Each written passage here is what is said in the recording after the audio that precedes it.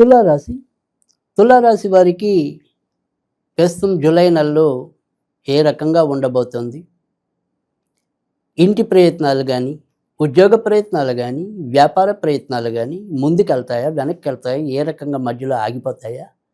ఇలా మనకి అనేక రకాల సందేహాలు ఎదురవుతూ ఉంటాయి. మరి ఈ తులారాశి వారికి ఈ నెలలో ఎటువంటి గ్రహస్థితి ఉండబోతుంది, ప్రతికూలత ఏంటి, మొదలైనవన్నీ కూడా మనం ఒకసారి తెలుసుకుందాం. ప్రస్తుతం మనం ఈ ఉగాది ప్రారంభం నుంచి కొద్దిగా బాగున్న రాశుల్లో తులారాశి అనేది కూడా ఒకటిగా మనం పదే పదే చెప్తూ రావటం అనేది కూడా జరుగుతుంది. అందుకు ఎక్కువ శాతం అయితే కనుక చెప్పినట్టుగానే ఎక్కువ శాతం మందికి విజయం నమోదు అవుతూ ఉండటం, అటు ఉద్యోగాల్లో అయితే ఉద్యోగాల్లో ఉన్నవారికి, వ్యాపారాల్లో ఉన్నవారికి వ్యాపారాల్లో ఉన్నవారికి ఎంతో కొంత ప్రోక్షాకరంగానే ఈ ప్రస్తుతం ఉన్న ఈ 3 నెలలు, అంటే ఉగాది ప్రారంభమైనప్పటి నుంచి ఇప్పుడు ఈ జూన్ దాకా, ఇప్పుడు మనం జూలైలోకి వచ్చాం.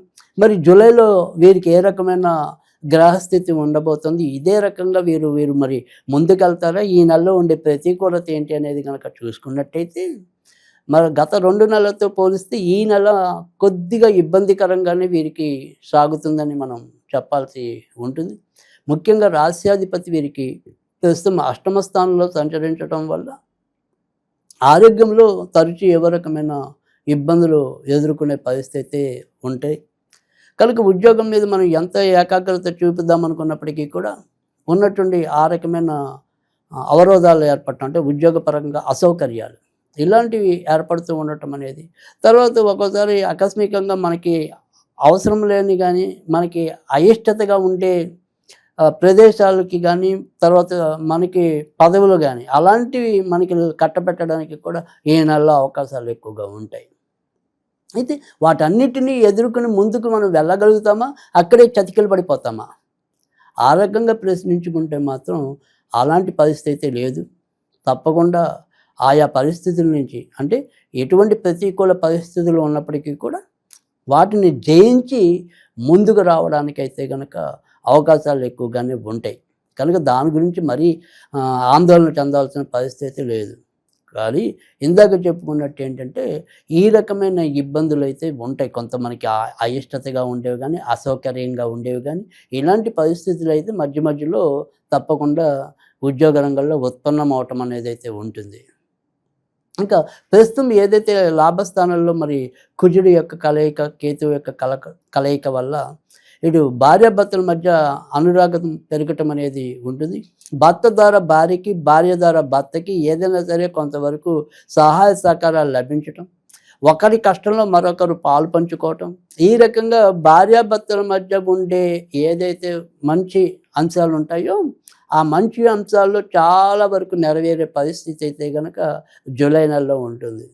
కనుక ఇదే నెలలో ఏదైనా కూడా మనం పెళ్ళి కావాలి అనుకుని మన ఇంట్లో ఉండే అబ్బాయిలు అవ్వచ్చు, అమ్మాయిలు అవ్వచ్చు, పెళ్ళి కావాలి అనుకునే పిల్లలు ఎవరైతే ఉంటారో వారికి సంబంధించిన విషయాల్లో కూడా ప్రోక్షాకరంగానే ఈ జూలై నెల ఉంటుంది. కనుక వారి యొక్క ప్రయత్నాలు తప్పకుండా బలంగా సాగించుకోవాల్సిన అవసరం అయితే ఉంటుంది.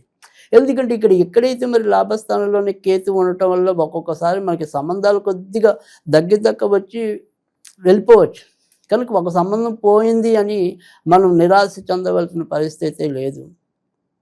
ఒకవేళ మీకు ఏదైనా సరే అలాంటి సంబంధాలు మంచి సంబంధం వచ్చి ఇది ఎక్కడైనా కుదరకుండా పోతుందేమో అనే బాధ కానీ, ఆందోళన కానీ ఉంటే మీరు తక్షణం వినాయకుడికి ఏదైనా సరే మొక్కుకోవటం కానీ, లేదా వినాయకుడికి సంబంధించిన పూజలు మంగళవారాలు ఆచరించడం వల్ల తప్పకుండా మీకు ఆ వైవాహిక విషయాల్లో ఎదురయ్యే ప్రతికూలతలు ఏవైనా ఉంటే కనుక అవి తప్పకుండా తొలగిపోతాయి. ఇది కేవలం మరి ఆ వైవాహిక విషయాల కోసం మాత్రమే చెప్తున్న పరిహారంగా గమనించండి.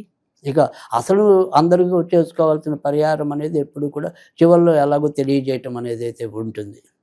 ఇక విదేశాలకి వెళ్ళాలి అనుకునే వారికి అవకాశాలు ఎలా ఉంటాయని కనుక ప్రశ్నించుకున్నట్టయితే కనుక, విదేశాలకు వెళ్ళాలి అనుకునే వారికి అయితే కనుక అవకాశాలు అంతంత మాత్రంగానే లభించడం అనేది, ఏదైనా సరే ప్రయత్నాలు అనేవి దగ్గర వచ్చి కాలేకపోవటం కానీ అవకాశాలు ఎక్కువగా ఉంటాయి.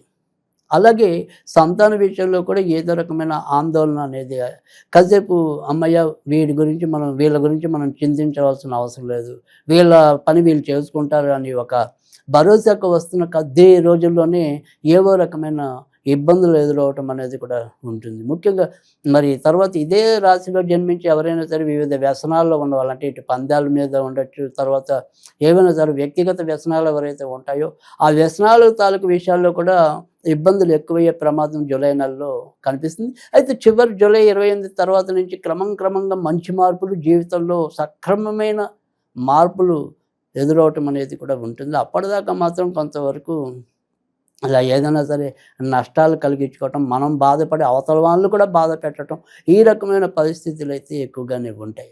నాన్నగారి వల్ల ఏదైనా సరే కొంత మేలు జరగటం, ఇప్పటిదాకా మనకి నాన్నగారి ద్వారా ఏదైనా సరే ప్రతికూలత అనేది ఉంటే కనుక ఆ ప్రతికూలత అనేది తొలగి క్రమంగా ముందుకెళ్ళటం అనేది కూడా ఉంటుంది.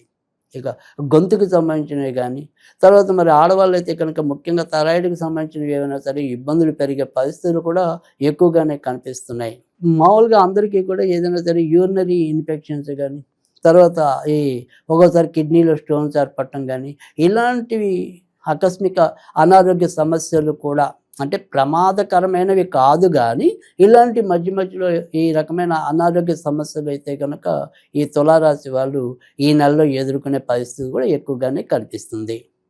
ఇక కొత్తగా ఎవరైనా సరే ఇల్లులు కానీ, భూములు కానీ ఇలాంటివి కొనడానికి ఈ నెల మరి బాగుంటుందా, బాగుండదా అని మనం ప్రశ్నించుకున్నట్టయితే కనుక ప్రస్తుతం వీరికి ఏదైనా సరే ఇంటికి సంబంధించిన విషయాలకి సంబంధించిన గ్రహం అయితే కనుక ఏదైతే ఉందో ఆ గ్రహం మంచి స్థానంలోనే సంక్రమించడం, తర్వాత సాధారణంగా కుజుడు మరి వీరికి లాభస్థానంలో ఉండటం వల్ల కూడా వృత్తి ఉద్యోగాలతో పాటు ఇలా ఇల్లులు, భూములు ఇలాంటి విషయాల్లో కూడా కొంత అనుకూల పరిస్థితులు ఉంటాయి కదా. ఏదైనా సరే మనం ఇల్లులు కొనాలన్నా, అమ్మాలన్నా కూడా ఈ జూలై నెల అంతా కూడా వీరికి యోగ్యదాయకంగా ఉంటుంది. కనుక జూలై నెలలో ఏదైనప్పటికీ కూడా ముఖ్యంగా మరి చిత్తా నక్షత్రం వారైతేనేమి, తర్వాత మరి విశాఖ నక్షత్రం వారైతేనేమి వీరికి మరింత మెరుగైన అవకాశాలు ఈ జూలై నెలలో ఉంటాయి. వారు ఎవరైనా సరే ఇల్లులు, భూములు అమ్మటం, కొనటం ఇలాంటి వాటి మీద దృష్టి తప్పకుండా సాధించవచ్చు. కొత్తగా వాహనాలు తీసుకోవాలనుకున్నప్పటికీ కూడా ఈ నెలలో ప్రోత్సాహకరంగానే ఉంటుందని కూడా చెప్పుకోవచ్చు. ఇక ఈ నెలలో ఏదైనప్పటికీ కూడా ఈ తులారాశి వాళ్ళందరూ కూడా సాధ్యమైనంత వరకు కూడా శ్రీరాముణ్ణి ఆరాధించడం వల్ల మెరుగైన మంచి ఫలితాలు పొందటం అనేది ఉంటుంది. అవకాశం ఉంటే కనుక బుధవారాలు అప్పుడప్పుడు శ్రీరాముడికి కొద్దిగా పానకం నివేదన చేయడం వల్ల కూడా చాలా మంచి ఫలితాలు పొందటం అనేది అయితే ఉంటుంది. ఓం శ్రీం శ్రీం శ్రీం శ్రీం అని అలా 8 సార్లు తర్వాత శ్రీరామాయ నమః, అలా ఓం శ్రీం శ్రీం శ్రీం శ్రీం శ్రీం అని అలా 8 సార్లు అన్నాక శ్రీరామాయ నమః ఇది చదవటం వల్ల కూడా చాలా మంచి ఫలితాలు రావటం అనేది అయితే ఉంటుంది.